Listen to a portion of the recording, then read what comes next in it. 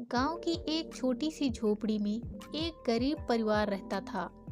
परिवार के सदस्य थे पिता कंचन, माँ रोशनी और उनके दो बच्चे लोकू और खुशी। वे अपने छोटे से जीवन में खुश थे, लेकिन गरीबी उनके जीवन को कठिन बना देती थी। कंचन गांव में मजदूरी करता था और रोशनी घर का काम करती थी। लोकू और खुशी शाम को खेलने जाते थे। वे अपने माता पिता की मेहनत देखते थे और खुश रहने की कोशिश करते थे। लोकू और खुशी को पढ़ाई का बहुत शौक था। वे अपने पिता की कमाई में से थोड़ी थोड़ी बचत करके खरीदी गई किताबों से पढ़ते थे। वे दोनों जानते थे कि शिक्षा ही उनके जीवन को बेहतर बना सकती है।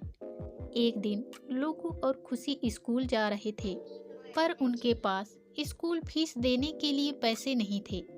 कंचन और रोशनी बहुत चिंतित थे, फिर भी उन्होंने हिम्मत नहीं हारी और अपने बच्चों के भविष्य के लिए संघर्ष करने का फैसला किया। कंचन ने और अधिक मेहनत करने का फैसला किया और रोशनी ने खेती में मदद करने का काम शुरू किया। उनकी मेहनत रंग लाई। लोकू और खुशी को स्कूल भेजने के लिए पैसे इकट्ठा हो गए। बच्चों ने अपने माता पिता की मेहनत को देखा और वे अधिक समर्पित हो गए। लोकू और खुशी ने अच्छे अंक प्राप्त किए और उनकी कठिनाइयों के बावजूद वे हमेशा मुस्कुराते रहे। वे अपने माता पिता की आशा को निराश नहीं होने दिए। वर्षों बाद लोकू और खुशी बड़े हो गए। लोकू ने इंजीनियरिंग की पढ़ाई की और खुशी ने शिक्षक बनने का निर्णय लिया।